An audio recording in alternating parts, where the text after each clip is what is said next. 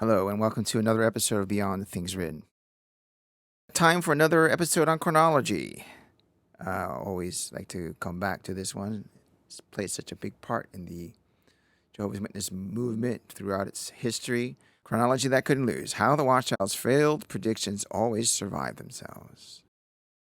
For more than a century, one organization has told millions of people in the name of God that the end of the world could be calculated.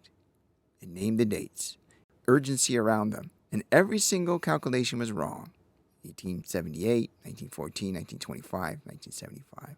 The generation that would not pass away. But here's the strange part. The failures cost the organization nothing. The dates failed. The authority didn't. The predictions collapsed. The urgency didn't. Decade after decade, the end refused to arrive, and decade after decade, the organization came through intact, still confident, still trusted to name the next deadline. So how did they do that? How do you speak in God's name, watch your predictions fail in plain sight, and pay no price? Now, granted, there's always a small price. Some members will go, that's a sifting, right? We'll get to that later. Now think of an engineer who keeps certifying a bridge. It's safe. He says, cross it. All right? Don't worry. I've certified it. Trust me. Every day for work, back and forth, cross it. And people do. They trust him. He's the expert. He signed the paper. But over time, the bridge collapses.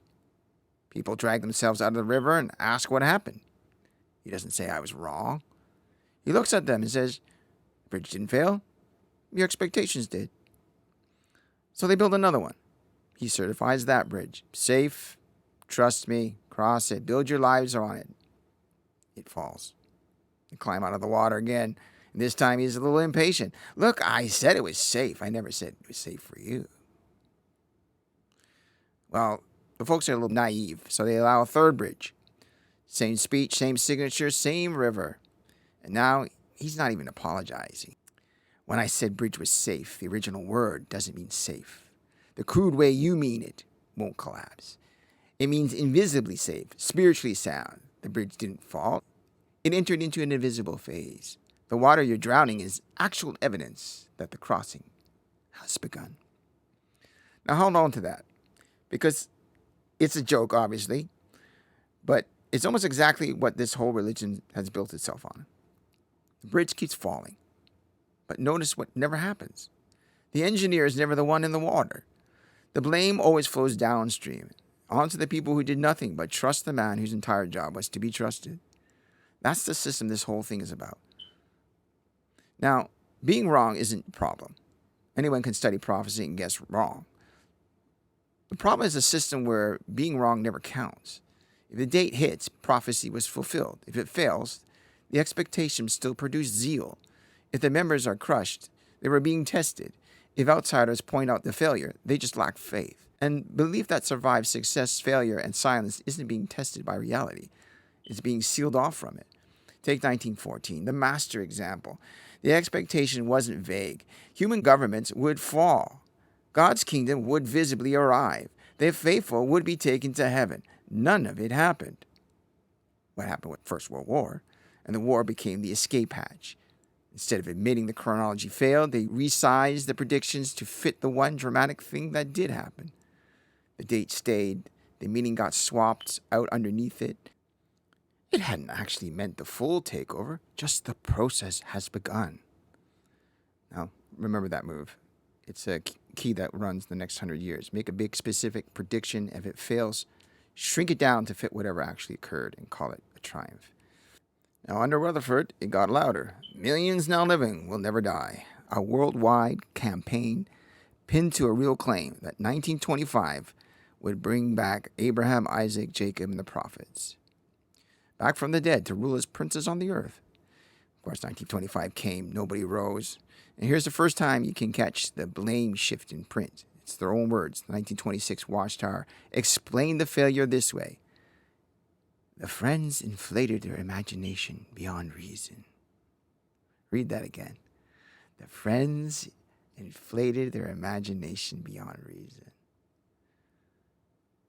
The organization printed the prediction. The members inflated their imagination. The engineers certified the bridge, and the travelers crossed it with too much hope. There's a failure that they couldn't write a new edition about, and this has to do with the house Rutherford built for the patriarchs who were going to come back anytime soon. This house was built in 1929, the Beth Sarim, a 10-room mansion in San Diego, the house of the princes. It was deeded in trust to men who had been dead for 3,000 years. Rutherford explained in print that it stood as tangible proof that the men of the old world would soon be resurrected and take charge of the visible affairs of earth. The princes never came. The house quietly sold in 1948. Now, you can interpret a date. It's a lot harder to reinterpret a deed. What a scam that was. You know, living in a mansion with a couple of Cadillacs. The 1966 book, Life Everlasting, announced that 6,000 years of human history would end in 1975, and how appropriate it would be a Sabbath rest of the 1,000th year. The magazine told young people not to bother with higher education for a future that will never eventuate. And it worked. Baptism soared from around 59,000 a year in 1966 to over 297,000 scared souls in 1974. People didn't just believe it, they lived it. They passed up education, they sold homes, they put off marriage and children because the time left was short, brothers. Then 1975 passed. In 1976, the Watchtower told the disappointed ones the problem was their own wrong premises. There it is again, not our premises, his premises. It took 4 more years for the society to even admit that its own literature had contributed to the buildup of the hope. 4 years to go from blaming the travelers to admitting it built the bridge. And then there's this generation. And this is where the engineering gets really beautiful. Jesus said this generation will not pass until all these things occur. Tie that to 1914, and you've got a built-in countdown. The people alive in 1914 won't all die before the end. But how long is a generation? However long it needed to be. In 1951, they pegged it at 36 and a half years, which conveniently pointed right back at 1951. How did that work? Later, they stretched it to 70 or 80 years of a human lifespan, which pushed the deadline to, I guess, no later than 1994. And every witness did the math. It was preached from the platform and carried door to door. The countdown was always real and was always quietly reset just before it hit 0. Yeah, I remember this time. You know what? This was fundamental. The generation would not pass away. This is what we built our lives around. We didn't become pioneers because, this or that. We thought the end of the world's coming. And look, the generation's got to be in. That was the main focus in the 80s. That generation would not pass away. That was the main, what we turned to convince ourselves to make sure we were pioneering and all that stuff. So by the mid-1990s, the 1904 generation was nearly gone. And the clock was about to run out. So in 1995, they took it off the wall. This generation was redefined. No longer the literal people of 1914, but a vague symbolic group who sees the signs and don't change. That was such a weird change. I didn't really understand it. Contemporary mass of people living at the same time, seeing the signs and all that nonsense. In some ways, that generation change has really damaged them. Along with everything else, that generation change was a turning point. But if you look at the stats in the Western world since then, they have not grown. And a lot of that has to do, of course, with other things. But it was a powerful, powerful motivation for a lot of people, and it did hit a lot of people hard. Now, you might think they're assumed finishing with this countdown, but actually there's still a stealth countdown with this overlapping generation. So in 2010, they rebuilt this as an overlapping generation. It means 2 groups of anointed Christians overlap. Isn't it just so stupid? Let me try that again. Someone alive in 1914, plus a younger person whose life overlaps with theirs, who will live to see the end. Stretch it out, and the end is soon, while the deadline becomes impossible to pin down. Let's push on the logic and see how it falls apart. If A overlaps B, and B overlaps C, and Z overlaps D, the chain never ends. It's apostolic succession, which Jehovah's Witnesses have. But this is another level of one.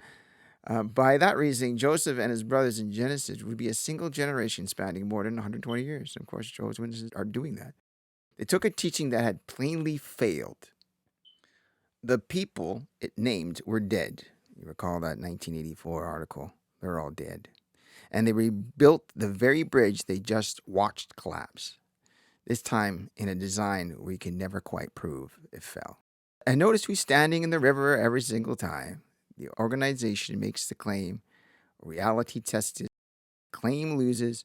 Somehow it's the ordinary believer who gets judged, not for making the prediction, but for being troubled that it failed. The question stops being, was the organization wrong? And quietly becomes, what's wrong with you for being bothered? That's the most effective control there is. Doubt gets recast as flaw in the doubter. The bridge falls, and you're left wondering if maybe you just crossed it wrong. Now, here's where that lifts all of this above a list of bad guesses. The Bible itself has a test for someone who speaks in God's name, and it's not sincerity. It's not whether it stirred up people. Deuteronomy 18. Did the thing he said actually happen? If it didn't, he spoke presumptuously. That's the whole test, which means look at all the good it did. Look how zealous everything got. Look how many magazines we sold. It's just a weak defense. It's the exact defense Scriptures refuses to accept. Because every false prophet in history could say the same thing. He could say that people got more serious. He could say their hearts were tested. He could say the date was off, but the spiritual effect was good. Scripture grants none of it. It asks one question. Did the word come true? And think about what honesty sounds like. After any one of these failures, an honest authority could have stood up and said, we were wrong. We spoke far past what the evidence allowed. Don't trust our chronology. We haven't earned it. That sentence was available every single time. It was never spoken. Every failure produced a reinterpretation that saved the engineer and pushed the blame onto the people in the water. And that refusal isn't a footnote to the story. It is the story. So in the end, the title isn't really a verdict on the dates. It's a verdict on the design. Chronology that's right is just a chronology. A chronology that can be wrong over and over for 100 years and never once lose. That's something else. Call it a bridge that always falls. Call it a prophecy with airbags. Either way, the bridges keep going down. The engineer is never the one in the water.